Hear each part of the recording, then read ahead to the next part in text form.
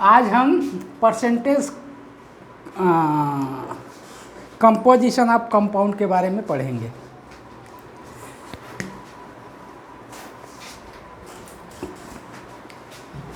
किसी भी कंपाउंड के जो कॉन्स्टिट्यूएंट एलिमेंट है वो उसमें कितना प्रतिशत है ये हमको निकालना है।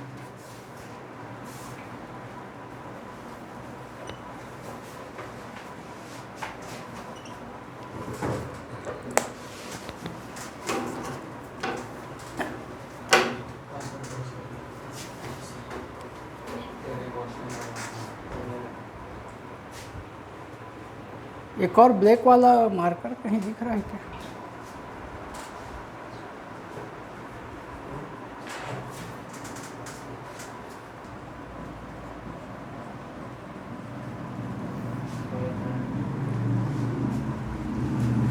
Percentage composition of compound. देखो, as we all know that, जैसा कि हम सभी जानते हैं कि कोई भी कंपाउंड जो है दो या दो से अधिक एलिमेंट से मिलकर बना होता है। तो उस कंपाउंड में यदि हम किसी भी कॉन्स्टिट्यूएंट पार्ट का 100 लें, 100 में काउंट करें, तो 100 में कितना कोई स्पेसिफिक एलिमेंट उस कंपाउंड में है ये हमको निर्धारित करना होता है। जैसे percentage composition of any compound is the quantity of constituent element present in its 100 part by mass, how much gram of various element present in 100 gram of compound. सीधा सीधा किसी कंपाउंड का 100 ग्राम हम लेते हैं तो उसके कॉन्स्टिट्यूएंट एलिमेंट का क्या परसेंटेज है, मीन्स उस 100 पार्ट में से कितना पार्ट कोई कॉन्स्टिट्यूएंट एलिमेंट है, ये हम निर्धारित करते हैं। तो इसको परसेंटेज कंपोजिशन ऑफ कंपाउंड कहते हैं। तो किसी भी एलिमेंट का परसेंटेज कंपोजिशन कैसे निकालोगे, इसके लिए कुछ मेथड दे रखा है। देखो, in a compound the percentage composition of any element or component can be calculated in the following manner. कुछ ढंग दिया है कैसे अपन स्टेप वाइज उसको निकालेंगे। सबसे पहले क्या करेंगे, determination of molecular mass by the composition of mass of atom of various element in the formula of compound. माने सीधा सीधा कंपाउंड में जो जो एलिमेंट्स हैं ना, और जितने जितने मॉलिक्यूल हैं उसके या एटम्स हैं, सबके मास को टोटल करते हैं तो उस कंपाउंड का हमको टोटल मास मिल जाता है। सबसे पहले अपन पूरे, जैसे अपन Na2CO3 का मान लो हमको मास निकालना है, तो Na2CO3 में कितना है, 2 सोडियम है, ठीक है। तो उसको 2 इंटू सोडियम एटम का, एक सोडियम एटम का मास को उसको डबल कर देंगे। फिर एटॉमिक मास ऑफ कार्बन, एक कार्बन है तो उसका एक मास को प्लस करेंगे उसमें। फिर 3 एटम ऑक्सीजन का है तो 16 3 जा 48 उसमें और प्लस करेंगे। तो इस तरह से टोटल मास उस कंपाउंड का आएगा। अब उसमें मान लो हमको, इसी में एक एग्जांपल से समझाते हैं, बेहतर क्लियर होगा। देखो, अपन Na2CO3 को ही ले लेते हैं। फॉर एग्जांपल,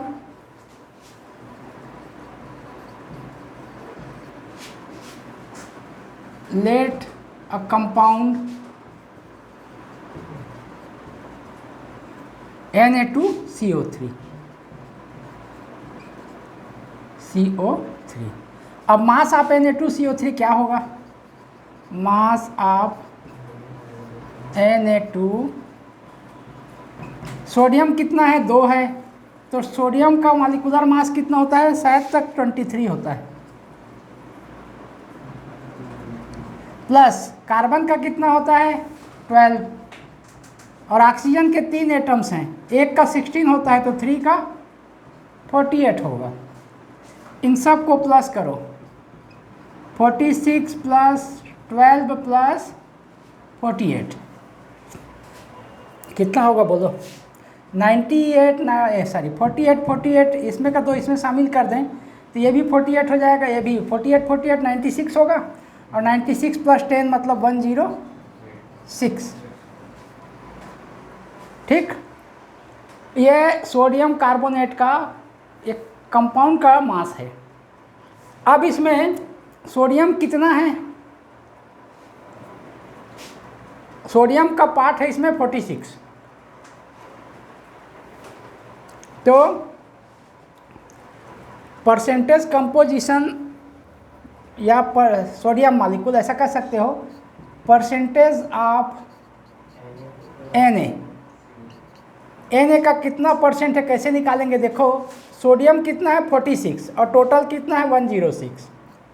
तो 46 में 106 को से डिवाइड करेंगे और इंटू 100 करेंगे तो हमको सोडियम का परसेंटेज पोजीशन इसमें मिल जाएगा।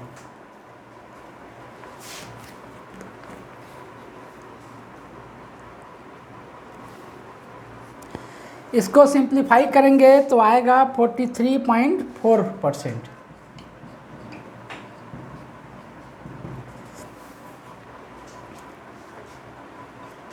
अब कार्बन का कैसे निकालेंगे, कार्बन कितना है इसमें 12 ग्राम। तो percentage of carbon C equal हो जाएगा 12 डिवाइडेड बाई 106 इंटू 100।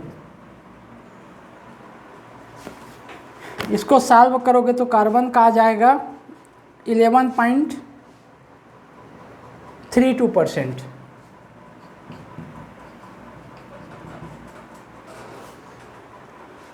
और एक और है जो कि है ऑक्सीजन, जो कि सर्वाधिक है इसमें। तो percentage of oxygen in Na2CO3 equal हो जाएगा 48 डिवाइडेड बाई 106 इंटू 100। इसको भी सिंप्लीफिकेशन के बाद जो आएगा, चूँकि एग्जाम्पल है बुक से ही देख लेते हैं अपन, 45.28%।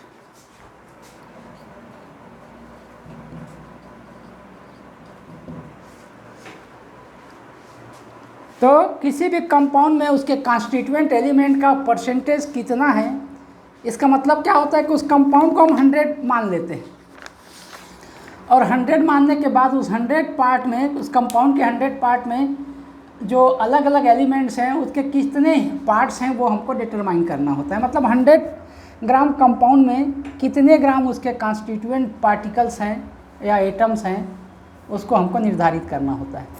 तो ये percentage composition of the constituent element in a compound हुआ।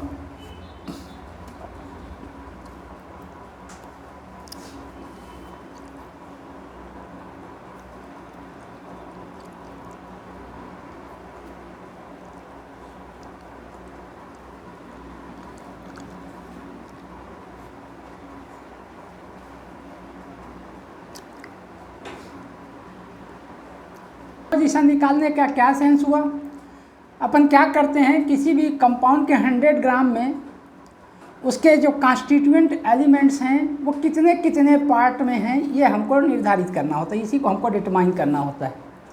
तो अपन 100 ग्राम कंपाउंड में, जैसे कि इसमें सोडियम कार्बोनेट है, इसमें सोडियम, कार्बन और ऑक्सीजन तीनों चीज़ हैं, इसमें तीनों के एटम्स हैं। तो इसका 100 ग्राम सोडियम कार्बोनेट में कितने पार्ट सोडियम है, कितने पार्ट कार्बन है और कितने पार्ट ऑक्सीजन है, ये हमको निकालना रहता है। और 100 में जब कोई भी चीज़ को निकालते हैं तो वही तो परसेंटेज होता है। तुम अपना मार्क्स का परसेंट कैसे निकालते हो, ऑल ओवर 600 है, उसमें से तुमने जितना पाया उसको 600 से डिवाइड कर देते हो और इंटू 100 कर देते हो। तो उसका मतलब ये है कि 600 में तुमने इतना पाया तो 100 में कितना पाओगे, वही परसेंटेज। अब इसको बेहतर समझ के लिए एक एग्जांपल तुम्हारे बुक में ही दिया है, उसी को लेते हैं ताकि क्लियर हो जाए। देखो इसमें बोला है calculate percentage of carbon, hydrogen and oxygen in ethanol. Ethanol माने C2H5OH होता है। इथेनॉल का फार्मूला होता है C2H5OH। अब इसमें सब का परसेंटेज कैसे निकालोगे, सोचो ज़रा।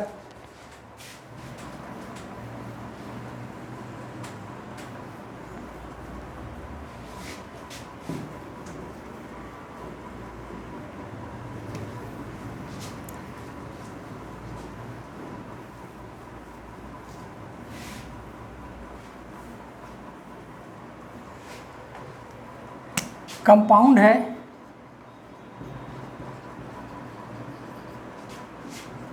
C2H5OH, इसी को शराब भी कहते हैं, यही दारू है।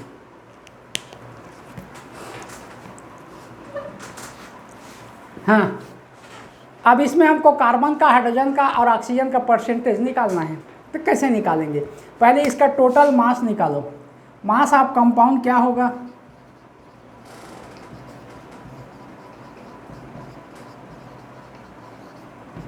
कार्बन का एक का कितना होता है?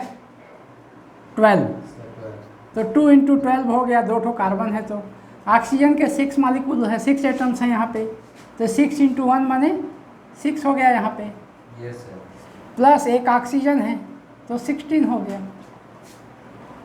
इसको टोटल कर लो, 24 + 6 + 16 मतलब 46, यही आएगा। ये टोटल मास हुआ, कंपाउंड का टोटल मास हुआ। अब कार्बन का परसेंटेज निकालना है, तो कार्बन कितने पार्ट हैं इसमें? 24 पार्ट हैं।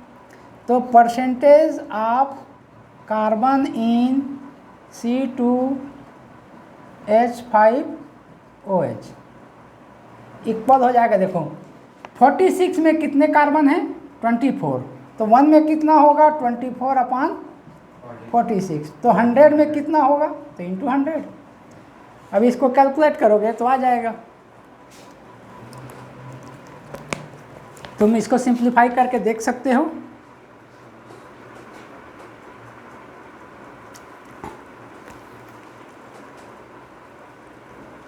इसमें एग्जाम्पल में ना हाइड्रोजन का मास को एग्जैक्ट 1.008 लिया है, अपन 1 ले लिए हैं, इजी हो सिंप्लीफिकेशन में कहके।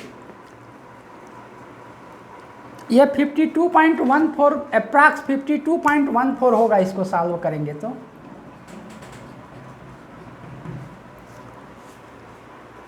अब ऐसे ही हाइड्रोजन कितना है? 6 है, उसको 1.008 लिया है एक हाइड्रोजन एटम के मास को, अपन 1 लिए हैं, तो थोड़ा सा फर्क आ जाएगा कैलकुलेशन में।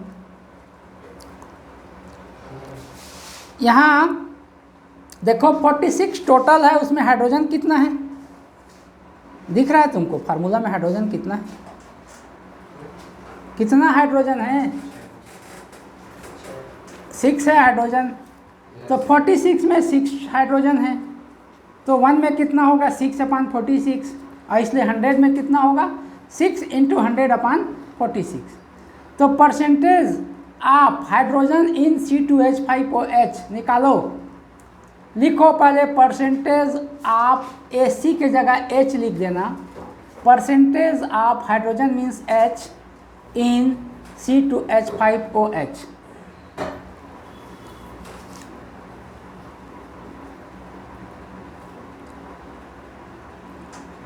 लिखो इसको नीचे को, percentage of H in C2H5OH। C जहाँ है वहाँ H लिखना है बस।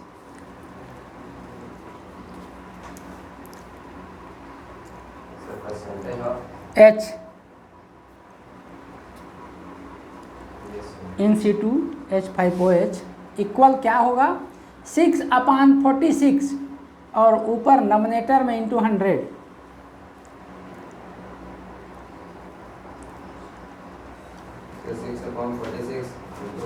हाँ, उसको सॉल्व करोगे तो ये अप्रॉक्सीमेटली 13.13% आएगा, 13.13%।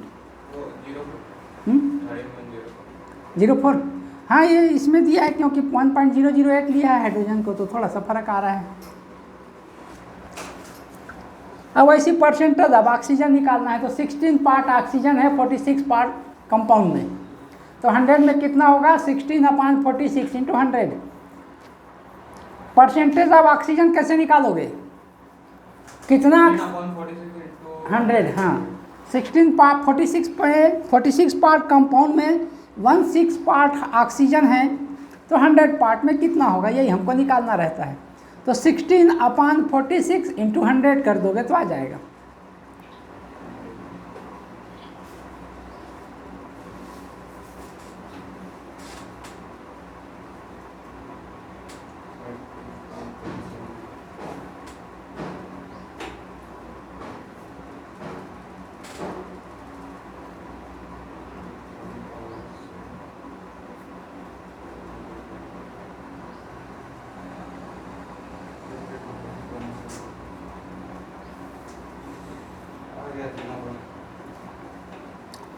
तो किसी भी कंपाउंड में उसके जो कॉन्स्टिट्यूएंट पार्ट हैं, कॉन्स्टिट्यूएंट एलिमेंट्स हैं, उनका परसेंटेज हमको ऐसे निकालना रहता है।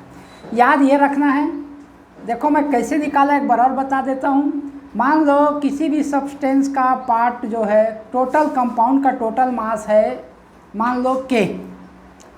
अब मान लो उसमें कोई एक एलिमेंट का M पार्ट है, तो उस एलिमेंट का M पार्ट कितने में है? K में। तो यूनिट में कितना होगा? तो M/K, और इंटू 100 करोगे तो 100 में आ जाएगा। वही उसका परसेंटेज होता है। जैसे इसी में 24 कार्बन है, 12 2 जा 24 पार्ट कार्बन है कंपाउंड में, कितने में? 46 में। टोटल कंपाउंड है 46, उसमें 24 पार्ट कार्बन है। तो 24 पार्ट कार्बन में, कार्बन कितने में है? 46 में। तो 1 कितने में होगा? 1 पार्ट कार्बन कैसे निकालोगे? 24/46, यूनिट फैक्टर निकालते हैं पहले, फिर 100 में कितना होगा ये निकालते हैं, वही परसेंटेज है। किसी भी कैलकुलेशन में कोई भी चीज़ 100 में कितना होगा ये निकालना ही परसेंटेज है।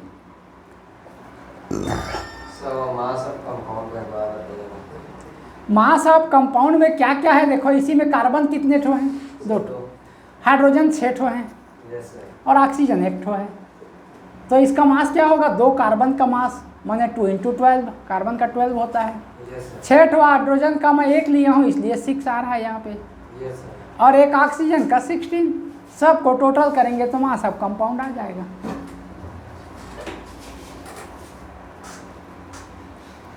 ठीक है? हाँ भाई, कंपाउंड के इतने ग्राम में इतना ग्राम ऑक्सीजन है, तो 1 ग्राम में कितना होगा? तो weight of oxygen, mass of oxygen upon mass of compound. फिर परसेंटेज में निकालना है तो इंटू 100। हाँ, अब यहाँ पे कुछ एक और दूसरा आर्टिकल नंबर 1.15, ये कुछ और एक नए कॉन्सेप्ट को बता रहा है। ये empirical and molecular formula. Molecular formula होता क्या है कि कोई भी सब्सटेंस के कंपाउंड में एलिमेंट्स को उसको सिंबल के रूप में हम लिखें तो जो मिलता है वो क्या होता है? मॉलिक्यूलर फार्मूला होता है। जैसे सोडा जानते हो, सोडियम कार्बोनेट क्या है? सोडियम कार्बोनेट क्या है जानते हो? सोडा तो है, कपड़ा धोने का सोडा। और सोडियम बाइकार्बोनेट कहोगे तो खाने का सोडा हो जाता है। अब सोडियम कार्बोनेट की बात करें हम, मान लो Na2CO3 उसका फार्मूला होता है, तो हम Na2CO3 क्यों लिखे उसको? देखो, जो सोडियम बाइकार्बोनेट है वो सोडियम, कार्बन और ऑक्सीजन से मिलके बना है। ठीक है? तो एक मॉलिक्यूलर सोडियम कार्बोनेट में 2 ठो सोडियम के एटम होते हैं और 1 कार्बन और 2 ऑक्सीजन के एटम होते हैं, है ना? सोडियम बाइकार्बोनेट में Na2CO3 3 ऑक्सीजन के एटम होते हैं। अब उसको सिंबल के रूप में लिखेंगे अपन। कार्बन को हमने C मान लिया है, सोडियम को Na ले लिया है, ऑक्सीजन को ले लिया है। तो symbolically representation of element in a compound is known as molecular formula. ये क्या बोला, कुछ समझ में आया? कि किसी भी कंपाउंड के एक मॉलिक्यूल में जो एटम्स के जितने पार्ट होते हैं उन सब को हम सिंबॉलिक या सांकेतिक रूप से जो उसको मान रखे हैं। अभी कार्बन को हमने C मान लिया है, सोडियम को Na मान लिया है, हाइड्रोजन को H मान लिया है, ये तो सिंबल है ना। ऑक्सीजन को O ले लिया है। तो इन्हीं सिंबल के टर्म में यदि हम किसी भी कंपाउंड के मॉलिक्यूल को लिखते हैं तो वो मॉलिक्यूलर फार्मूला होता है। तुम्हारे बुक में क्या दिया है देखो, बुक में भी वही ऐसे ही कुछ लिखा होगा, लेकिन बुक का भी देख लेते हैं। इसमें लिखा है a brief representation of the molecule of a substance in terms of the symbol of the various element present in it. मतलब किसी भी कंपाउंड के मॉलिक्यूल में अलग अलग एलिमेंट जो उसमें रहता है उसको सांकेतिक रूप से हम लिखें या शो करें, रिप्रेजेंट करें, तब वो फार्मूला जो होता है वो मॉलिक्यूलर फार्मूला होता है। ठीक है? एग्जाम्पल में एक कैल्शियम कार्बोनेट का दिया है तुम्हारे बुक में और सोडियम सल्फेट का। देखो the formula of calcium carbonate माने CaCO3, ये चूने का पत्थर CaO, और उसी को और गर्म करेंगे तो कैल्शियम कार्बोनेट बनता है। तो CaCO3 में एक कैल्शियम का एक एटम है, कार्बन का एक एटम है, ऑक्सीजन के 3 एटम हैं। तो 3 एटम ऑक्सीजन है तो ऑक्सीजन को हम O से शो करते हैं, तो उसको O3 लिख दिए। कैल्शियम का एक एटम है तो उसको Ca से इंडिकेट करते हैं तो Ca लिख दिए। कार्बन का एक एटम है तो उसको C लिख दिए। तो कैल्शियम कार्बोनेट, CO3 कार्बोनेट का वो है मतलब सिंबल है, तो CaCO3 हो गया।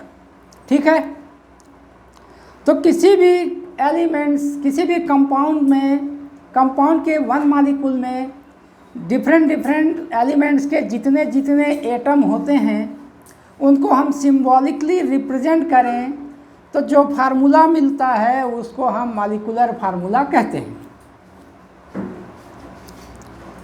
अब इम्पीरिकल फार्मूला क्या होता है, देखो इम्पीरिकल फार्मूला, मूलांक सूत्र कहते हैं शायद इसको। इसमें the formula of any compound which gives the smallest whole number ratio of the atom of various element present in one molecule of the compound. क्या बोला, कुछ समझ में आया? The formula of any compound, किसी भी कंपाउंड के formula में जो हमको सिंपलेस्ट होल नंबर देता है, सिंपलेस्ट होल नंबर किसका, एटम के रेशियो का सिंपलेस्ट होल नंबर देता है, उसको हम इम्पेरिकल फार्मूला कहते हैं। जैसे देखो फार्मूला ऑफ ग्लूकोज एग्जाम्पल दिया है तुम्हारे में। ग्लूकोज का फार्मूला क्या होता है जानते हो? ये होता है C6H12O6, ऐसा होता है। देखो इसमें कार्बन, हाइड्रोजन और ऑक्सीजन का रेशियो क्या है, 6:12:6, ऐसा है ना। सब में 6 कॉमन फैक्टर है, 6 से डिवाइड कर दोगे तो क्या हो जाएगा, 1:2:1। ये क्या है, ये मॉलिक्यूलर फार्मूला है। और उसके जो कॉन्स्टिट्यूएंट एलिमेंट है उसको सिंपलेस्ट रेशियो में लिखें, माने जो कॉमन फैक्टर है उसको कैंसल आउट करने के बाद जो मिलता है उसको लिखें, तब वो इम्पेरिकल फार्मूला होता है। तो यहाँ पे क्या होगा, CH2O, ये इसका इम्पेरिकल फार्मूला हो जाएगा। हाँ, मॉलिक्यूलर फार्मूला C6H12O6 है। करने के बाद जो आता है हाँ, जो एटम के जितने जितने नंबर हैं उसको रेशियो में लिखो और सारे जो एटम्स में से कॉमन फैक्टर है उसको कैंसल आउट कराओ, तो जो सिंपलेस्ट रेशियो जो आता है, मतलब ऐसा रेशियो जिसमें कोई कॉमन फैक्टर ना हो, उस फॉर्म में लिखने के बाद जो डिजिट आता है उस हिसाब से तुम मॉलिक्यूल एटम्स को लिखोगे तो जो फार्मूला मिलेगा वो इम्पेरिकल फार्मूला है। जैसे ये तो हो गए, एक ग्लूकोज मॉलिक्यूल में 6 कार्बन, 12 हाइड्रोजन और 6 ऑक्सीजन होता है, तो इनका रेशियो एक्चुअल में हुआ 6:12:6, मगर ये सिंपलेस्ट फॉर्म में नहीं हुआ क्योंकि यहाँ पे कॉमन फैक्टर 6 है सब में। तो उस कॉमन फैक्टर को हम कैंसल आउट करते हैं तो उसके बाद जो मिलता है वो सिंपलेस्ट रेशियो है। अब उस हिसाब से एटम को लिख देते हैं। सिंपलेस्ट रेशियो में क्या आया, 1 कार्बन आया, 2 ऑक्सीजन आया, 2 हाइड्रोजन आया, 1 ऑक्सीजन आया। तो ये इसका इम्पेरिकल फार्मूला है।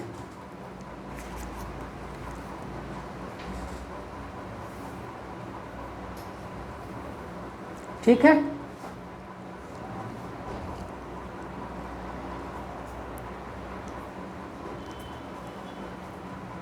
CH3COOH का इम्पेरिकल फार्मूला क्या होगा, कोशिश करो तो। ये लिख देता हूँ मैं, CH3COOH। क्या क्या एटम्स हैं इसमें और उसके रेशियो क्या है, फिर उसमें कॉमन फैक्टर है क्या है, तो उसको कैंसल आउट कराओ। कितने कार्बन हैं, कितने ऑक्सीजन हैं, कितने हाइड्रोजन है, सबका रेशियो निकालो। 2 ठो कार्बन दिख रहा है क्या,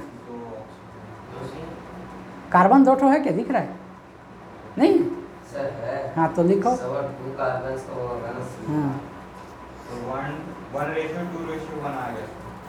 2:4:2 है तो 1:2:1, माने ये क्या हो जाएगा,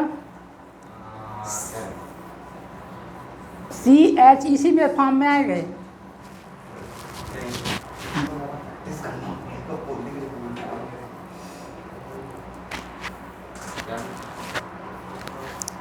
ठीक है।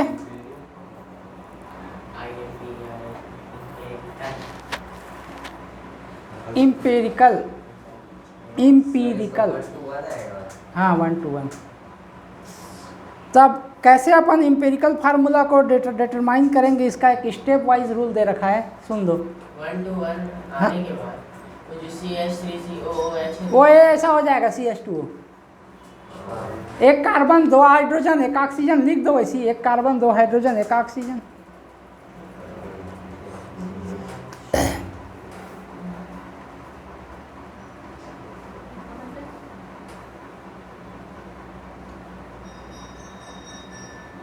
सर 857 जैसे ये जो हम लोग सिंपलेस्ट फॉर्म में लेके आए हैं, तो वैसे अगर इसका अपोजिट वाले फॉर्म को क्या बोलते हैं, नॉर्मल? हाँ नॉर्मल, उसको मॉलिक्यूलर फार्मूला के रूप में लिखना कहते हैं उसको।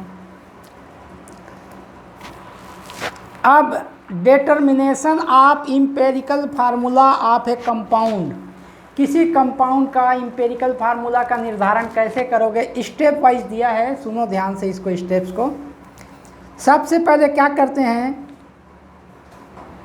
किसी भी कंपाउंड में कौन कौन सा एलिमेंट इन्वॉल्व है सबको लिखते हैं। The various steps involve in writing the empirical formula of a compound are as follows.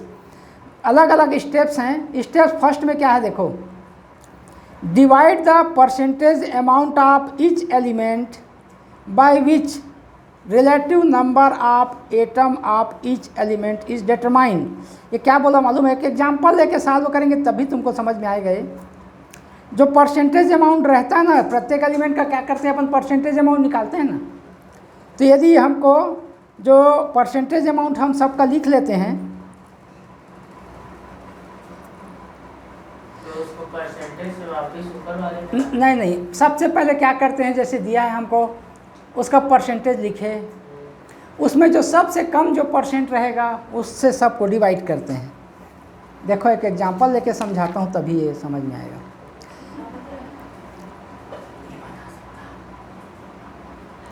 एक है तो सबसे पहले देखो क्या करते हैं अपन, एक बार और बोलता हूँ स्टेप फर्स्ट को और समझाता हूँ मैं। Divide the percentage amount of each element by which relative number of atom of each element is determined. क्या करते हैं, परसेंटेज निकाले हैं ना, तो उसको उसके एटॉमिक नंबर से डिवाइड करते हैं। सबसे पहले परसेंटेज, जैसे अपन इसमें मान लो कार्बन का अपन परसेंटेज निकाले, कितना आया कार्बन का, 46 आया ना। तो उसको हम क्या करेंगे, कार्बन के एटॉमिक नंबर से उसको डिवाइड करेंगे।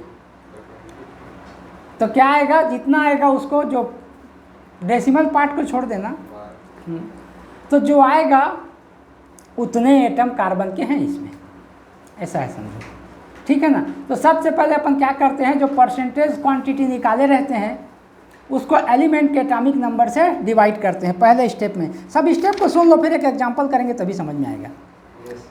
तो ग्राम एटम ऑफ आर मोल, माने उस कंपाउंड में कितने ग्राम एटम हैं या कितने मोल है जानने के लिए उसका जो परसेंटेज अमाउंट होता है उसको उसके एटॉमिक वेट से, एटॉमिक नंबर से डिवाइड करते हैं पहले स्टेप में।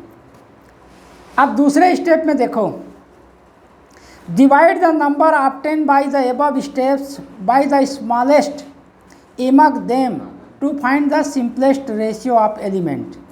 देखो क्या करेंगे, ध्यान से सुनना ना, इन सब में जो परसेंटेज आया है ना, वो जो जैसे कार्बन का 46 है उसको उसके एटॉमिक वेट से डिवाइड कर देंगे, जो आएगा उसको लिख देंगे।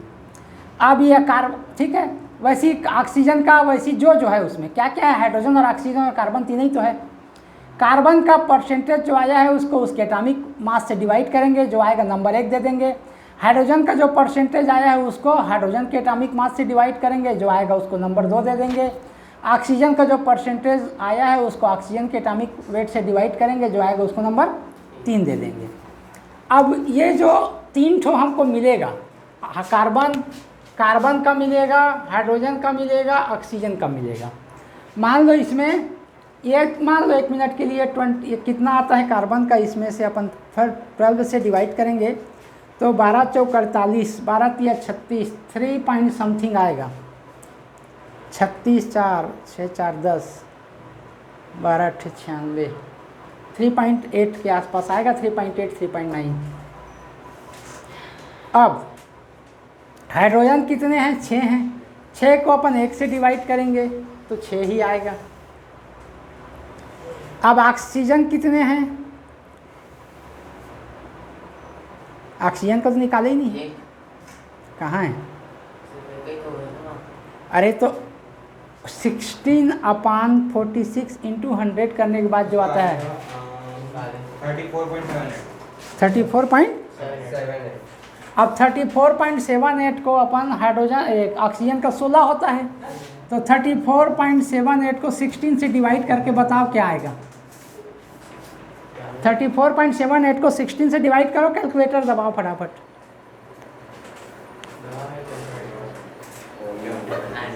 मैं अप्रॉक्स लिख देता हूँ, ये 2.22 तो 2.12 ऐसा कुछ आएगा ये। 2.17। हाँ लगभग, चलो 17। अब इसमें सबसे कम कौन सा है? इन तीनों जो लिखे हैं उसमें सबसे कम कौन सा है? तो सबको, इन सब को अब इसको 2.17 से डिवाइड कर दे।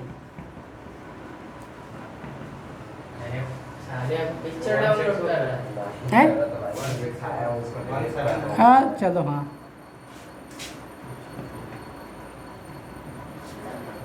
डिवाइड करो तो 3.8 को 2.17 से डिवाइड करो। 1.75 इसमें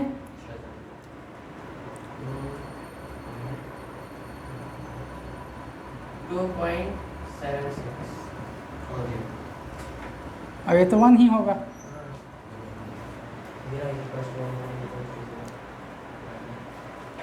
तो ये अपन ऐसा इसको डिवाइड करके सिंपलेस्ट रेशियो में आ रहा है, ये 1:2:1 ऐसा कुछ आएगा, पॉइंट वाले को छोड़ दें तो।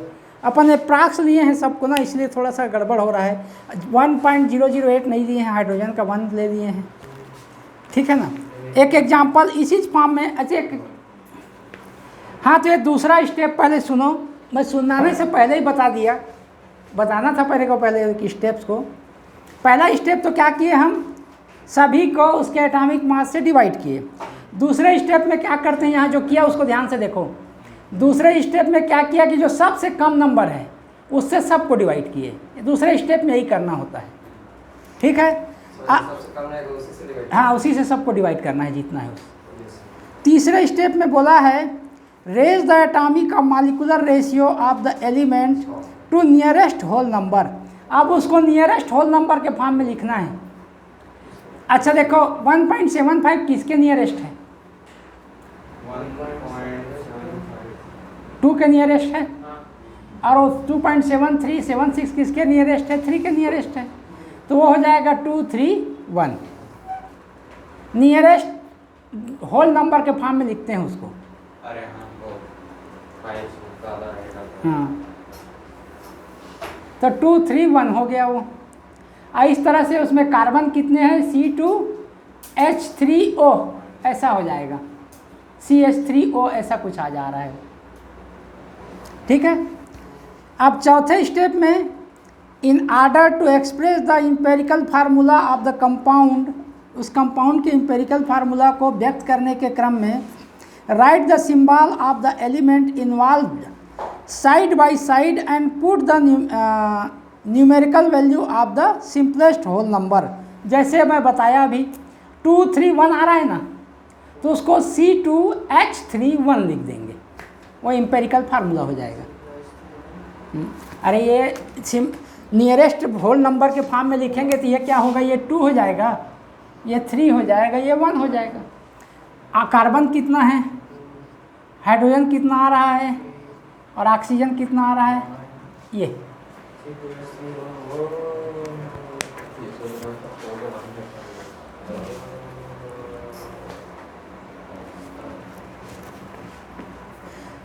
आप एक ठो एग्जाम्पल दिया है, देखो तुम्हारे बुक तो एक ही ठो है, प्रॉब्लम यही है। अब बुक मैं पकड़ लूँगा तो तुम लोग किस में देखोगे?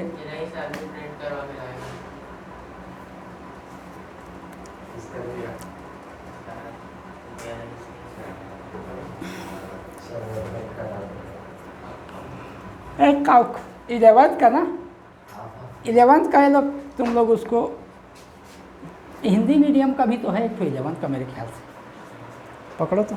इम्पेरिकल एंड मॉलिक्यूलर फार्मूला, मूला अनुपातीय तथा आणविक सूत्र कहते हैं इसको। तो ये तो हो चुका। अब अपन आए हैं इसमें, देखो उसमें एग्जाम्पल वही चीज़ में भी दिया है, देखो तो एग्जाम्पल 1.32 बुक को देख। कैमरा को देख।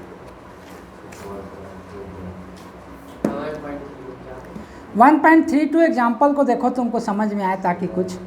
इसमें क्या बोला है देखो, किसी कंपाउंड में सोडियम का परसेंटेज वेट है, परसेंटेज मास है 43.4%, कार्बन कितना है 11.3% और ऑक्सीजन कितना है? यहाँ कुछ नहीं सर, यहाँ पे वो नहीं दिया है। हाँ। यहाँ पे दिया है atomic mass of metal m is 56, calculate the, अरे देखो कैसे करते ओके, देख लो उसमें ध्यान से देखो, यही जो बोला हूँ वही सब दिया है कि कोई भी कंपाउंड है उसमें परसेंटेज कांस्टिट्यूएंट एलिमेंट का परसेंट दिया है। सोडियम है 43.4%, कार्बन है 11.3% और ऑक्सीजन है 45.3%। तब हम सर यहाँ भी नहीं दिया। तब हमको इसका एम्पिरिकल फार्मूला निकालना है।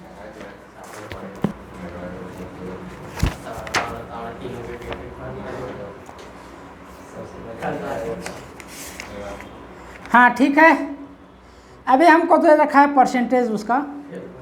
देखो उसमें नीचे टेबल बनाया है, एलिमेंट को लिखा है सोडियम, कार्बन और ऑक्सीजन लिख लिया है। दूसरे कॉलम में लिखा है परसेंटेज को, सोडियम कितना है परसेंट है, कार्बन कितना परसेंट है, ऑक्सीजन ये तो दे दिया। उसके बाद देखो तीसरे पे हमको उसमें क्या निकालना है, उसका एटॉमिक वेट कितना होता है सबका लिखना है। सोडियम का 23 होता है, कार्बन का 12 होता है और ऑक्सीजन का 16 होता है। अब इसमें देखो ये यहीं से कैलकुलेशन स्टार्ट होता है। अपन क्या करते हैं, जो परसेंटेज मास दिया रहता है ना उसको उसके एटॉमिक वेट से डिवाइड करते हैं। चौथे कॉलम में देखो ये जो नंबर ऑफ एटम कितने जानने के लिए, मोल में नंबर ऑफ एटम कितने जानने के लिए परसेंटेज क्वांटिटी को उसके एटॉमिक मास से डिवाइड करते हैं। जैसे ऑक्सीजन, सोडियम कितना था 43.4% था, सोडियम का एटॉमिक वेट 23 है, तो 43.4 को 23 से डिवाइड करने से क्या आया 1.88। समझ में आया? उसके बाद कार्बन कितना है 11.3% है, मगर उसका एटॉमिक वेट 12 होता है, तो 11.3 को 12 से डिवाइड करने पे जो आया वो लिखा हुआ है आगे देखो। ऑक्सीजन के लिए भी वही किया, 45.3 डिवाइडेड बाई 16 तो 2.83 आ गया। ये तो हमको निकल गया number of molecule, number of atom. क्या हो गया रे?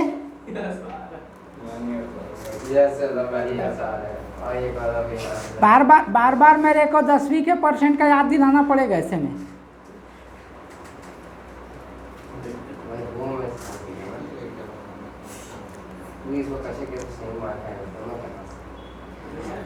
हाँ, नंबर ऑफ एटम निकालने के लिए जो 3-4 स्टेप बताया हूँ मैं, वो तीनों चारों स्टेप को हमको करना है। अब संख्या आ गया एटम का, तीसरे कॉलम पे नंबर ऑफ एटम आ गए चौथे कॉलम पे। अब यहाँ पे क्या किया है, मैं लास्ट में क्या बताया था, सबसे छोटे नंबर है उससे डिवाइड करना है हमको। तो इसमें सबसे छोटा कौन सा है 1.88, 0.94 और 2.83 में सबसे छोटा नंबर कौन सा है? हाँ, तो तीनों को 0.94 से डिवाइड करना है। 1.88 अपान 0.94 करोगे तो 2 आएगा, 0.94 अपान 0.94 करोगे तो 1 आएगा, 2.83 डिवाइडेड बाई 0.94 करोगे तो अप्रॉक्सीमेटली 3 आएगा। अब ये जो आया है, ये जो सिंपलेस्ट रेशियो जो आया है, सोडियम कितना आ रहा है 2, तो Na2 हो गया। कार्बन कितना आ रहा है 1, तो Na2C हो गया। और ऑक्सीजन कितना आ रहा है 3, तो Na2CO3 हो गया।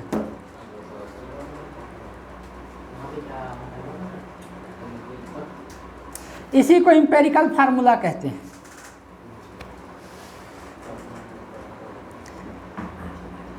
अब और क्वेश्चन करेंगे एक्सरसाइज से, अब समझाने के लिए मैं एग्जांपल को ले लिया था। अब ये मॉलिक्यूलर फार्मूला क्या होता है देखो, आगे मॉलिक्यूलर फार्मूला दिया होगा कहीं पे। दिख रहा है, मिल रहा है मालिकुलर फार्मूला? पुस्तक देख बेवकूफ। अरे जो भी कर रहा है लेकिन पहले पुस्तक देख। यस सर, मिल गया।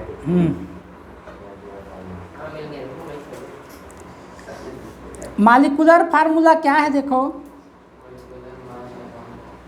यहाँ पे जो मालिकुलर फार्मूला हमको निकालना है जब भी, तो इम्पेरिकल फार्मूला जो मिला रहता है उसको n से इंटू करते हैं, मगर वो n आता कहाँ से है? ये फार्मूला है देखो। पहले इसमें जो बोला है वो देख लो। किसी भी कंपाउंड के 1 मॉलिक्यूल में जो कॉन्स्टिट्यूएंट एलिमेंट के जो संख्या हैं उसको प्रदर्शित करता है कौन? Molecular formula. एक्चुअल में जितने एटम हैं किसी भी कंपाउंड के 1 मॉलिक्यूल में, एक्चुअल में देखो किसी भी कंपाउंड के 1 मॉलिक्यूल में एक्चुअल में जितने एटम हैं उसको हम लिखेंगे तो वो मॉलिक्यूलर, हाँ, मॉलिक्यूलर फार्मूला में क्या होता है? जो जो एलिमेंट एक्चुअल में जितने जितने एटम उस एलिमेंट के हैं उसमें, उसको शो करता है। और इम्पेरिकल फार्मूला क्या होता है? उस एलिमेंट, उस कंपाउंड में एलिमेंट का जो संख्या का सिंपलेस्ट रेशियो को शो करता है, सरलतम अनुपात को। तो अब यदि हम किसी कंपाउंड में, कंपाउंड के मॉलिक्यूलर फार्मूला के हिसाब से जो वेट मिलता है उसको इम्पेरिकल फार्मूला के हिसाब से जो मास उसको मिलता है उससे डिवाइड करेंगे तो कोई न कोई एक का होल नंबर हमको मिलेगा, नेचुरल नंबर मिलेगा। ठीक है, तो मान लो वो नेचुरल नंबर n है, या सीधा सीधा तुम इस फार्मूला को याद रखना कि molecular formula equal empirical formula into n, where n is, n कैसे मिलता है कि किसी भी कंपाउंड के मॉलिक्यूलर फार्मूला को उसके इम्पेरिकल फार्मूला से डिवाइड करने पर जो मिलता है वो n है। ठीक है, जैसे एक एग्जांपल में देखो 1.35 में तो ये भी क्लियर हो जाएगा। उसके नीचे जस्ट दिया है, ये बोला है कि किसी भी कार्बनिक कंपाउंड में कार्बन जो है 61% है, हाइड्रोजन 11.88% है, और यदि उस कंपाउंड में, उस कंपाउंड का वेपर डेंसिटी, एक नया वर्ड दे दिया है, वेपर डेंसिटी 59 है, तो उसका इम्पेरिकल फार्मूला और मॉलिक्यूलर फार्मूला ज्ञात कीजिए। तो उधर एक तो फार्मूला पढ़े होगे, molecular weight equal 2 into vapour density, कहीं पढ़े हो? मैं बताया हूँ पीछे, तो कहाँ काम का पढ़ रहे हो और भूलते जा रहे हो। तो ये दिया है पेज नंबर,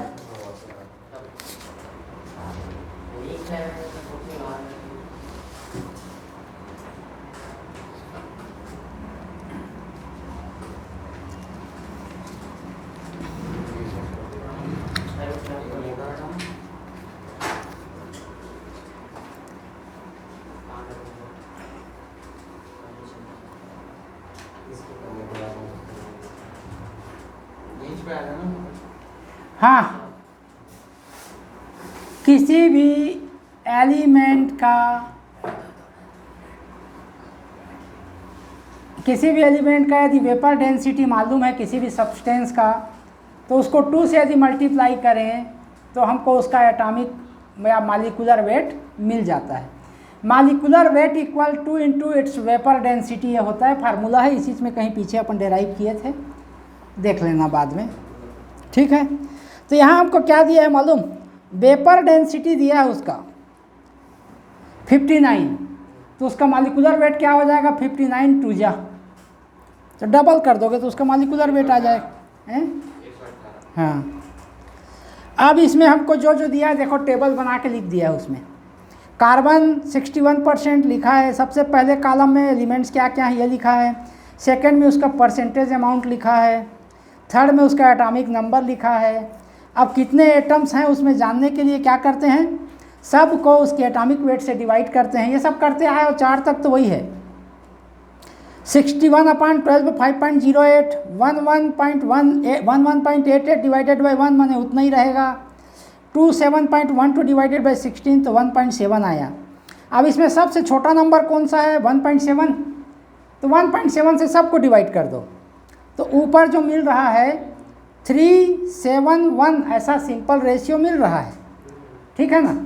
तो इस तरह से इसका फार्मूला क्या हुआ, C3H7O। ये क्या हुआ, इम्पेरिकल फार्मूला हुआ इसका, ठीक। और हमको निकालने को क्या बोला है, इसका इम्पेरिकल फार्मूला निकालने को बोला था पहले, तो हो जाएगा C3H7O। अब इसका मालिकुलर फार्मूला भी निकालने को बोला है, तो इम्पेरिकल है, वो तो मालिकुलर वेट है फार्मूला। देखो ऊपर पलट के देखो, इसका इम्पेरिकल फार्मूला C3H7O आ गया है, लिखा हुआ है, देखो। अब इसका हमको इसका इम्पेरिकल फार्मूला के हिसाब से इसका मास कितना है, देखो 3 ठो कार्बन है, 7 ठो ऑक्सीजन हाइड्रोजन है, 1 ठो ऑक्सीजन है, तो इसका कितना हुआ, इम्पेरिकल फार्मूला के हिसाब से वेट 59 हो रहा है कि नहीं। अब हमको देखो 59 हमको क्या निकालना है, वो निकालना है मालिकुलर फार्मूला। तो मालिकुलर फार्मूला क्या होता है, मालिकुलर फार्मूला के हिसाब से इसका मालिकुलर वेट होगा 2 × वेपर डेंसिटी, माने 118 आ गया ना। तो पहले n निकालना पड़ता है, n निकालने के लिए क्या करेंगे, उसका मालिकुलर मास को इम्पेरिकल मास से डिवाइड करेंगे, तो 2 आ गया। तो अब ये जो C3H7O है ना, उसमें सब में 2 से मल्टीप्लाई कर दो, ऐसा लिखा है, देखो C3H7O लिखा है, ये 2 आया तो 2 का मतलब है 3 × 2 = 6, 7 × 2 = 14, और O का 1 है तो वो 2। ये इसका मालिकुलर फार्मूला होगा। अब इसको और पढ़ पुढ़ा के तैयार रहना। ब्रैकेट के बाद है उससे मतलब उसको इनटू करेंगे। हाँ, 2 का इससे, और ये यहाँ पे 1 है तो 1 से यहाँ, तो उसका मालिकुलर फार्मूला मिल जाता है। इसको ना और एग्जाम्पल को तुम देख के और पढ़ के कल आओगे, तभी कुछ समझ में आएगा, ठीक है। ओके।